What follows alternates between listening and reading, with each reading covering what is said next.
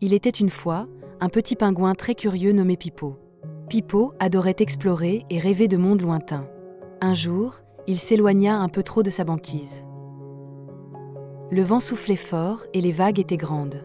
Pipo se retrouva emporté, loin, très loin de chez lui. Il n'avait jamais été aussi seul. Après un long voyage, Pipo aperçut une terre inconnue. C'était une île verdoyante et pleine de mystères. Il se sentait un peu effrayé, mais aussi très excité. Pipo atterrit doucement sur le sable chaud de l'île. Tout était nouveau pour lui. Les arbres étaient immenses et les fleurs avaient des couleurs éclatantes. Il commença à marcher, ses petites pattes glissant sur l'herbe douce. L'île semblait immense et pleine de surprises. Pipo se demandait qui pouvait bien vivre ici. Il entendit un drôle de bruit, comme un petit soupir. Pipo s'approcha prudemment, le cœur battant. Il était prêt à faire de nouvelles rencontres. Derrière un grand palmier, Pipo découvrit un zèbre. Mais ce n'était pas un zèbre ordinaire. Celui-ci avait des pois colorés au lieu de rayures.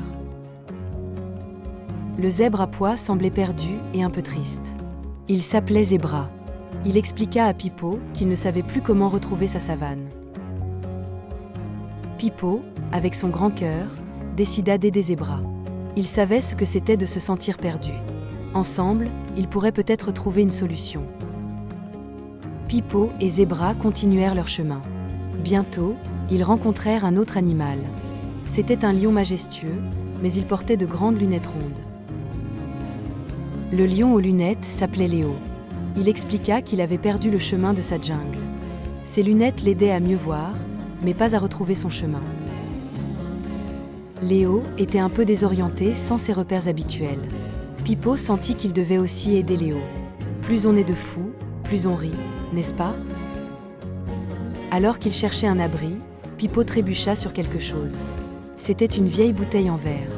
À l'intérieur, il y avait une carte roulée. Pipo sortit délicatement la carte. Elle était ancienne et brillait d'une douce lumière. C'était une carte magique, elle montrait des chemins secrets. La carte indiquait des symboles pour la savane de Zébra et la jungle de Léo. Pipo comprit que cette carte était leur chance de rentrer chez eux. Pipo expliqua son idée à Zébra et Léo. La carte magique les guiderait. Ils devaient travailler ensemble et suivre les indications. Zébra et Léo étaient ravis. Ils avaient retrouvé l'espoir grâce à Pipo. Le petit pingouin était devenu le chef de leur expédition.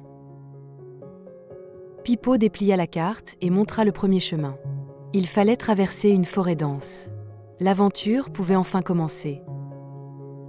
Le trio se mit en route, Pipo en tête. La forêt était pleine de bruits étranges et de plantes inconnues. Mais la carte brillait, les rassurant. Ils rencontrèrent des défis, comme des rivières à traverser. Pipo trouva toujours une solution, avec l'aide de ses nouveaux amis. Zébra utilisait sa force pour pousser les branches. Léo, avec ses lunettes, repérait les passages difficiles. Chacun avait son rôle. Après plusieurs jours de marche, la carte magique indiqua un grand espace ouvert. C'était la savane de Zébra, avec ses herbes hautes et ses acacias. Zébra reconnut immédiatement son foyer. Il était si heureux de retrouver son troupeau. Il remercia Pipo et Léo avec un grand sourire. Pipo était fier d'avoir aidé son ami. Il savait que Zébra serait toujours reconnaissant. C'était une belle victoire pour leur équipe. La carte magique se concentra ensuite sur le chemin de Léo. Il devait traverser des montagnes escarpées et des vallées profondes. Léo, avec sa sagesse, montrait les meilleurs sentiers. Pipo et Zébra le suivaient avec confiance. Leur amitié était devenue très forte. Enfin, ils arrivèrent devant une jungle luxuriante. Léo reconnut les sons et les odeurs de sa maison. Il était ému de retrouver sa famille. Après avoir dit au revoir à Léo, Pipo se retrouva seul avec la carte. Il était heureux d'avoir aidé ses amis. Mais comment rentrer chez lui? La carte magique se mit à briller plus fort. Elle montra un chemin qui menait directement à la banquise de Pipo. C'était son tour de rentrer. Pipo suivit le chemin, le cœur léger. Il avait vécu une aventure incroyable. Il avait aidé des amis et découvert le monde. Pipo retrouva sa banquise, plus sage et plus courageux. Il raconta ses aventures à sa famille. Il avait appris l'importance de l'amitié et de l'entraide. Même quand on est petit, on peut faire de grandes choses. Pipo avait montré qu'avec un peu de courage et une carte magique, tout est possible. Et c'est ainsi que Pipo le pingouin devint le héros de l'île mystérieuse. Il n'oublia jamais ses amis, Zébra le zèbre à pois et Léo le lion aux lunettes.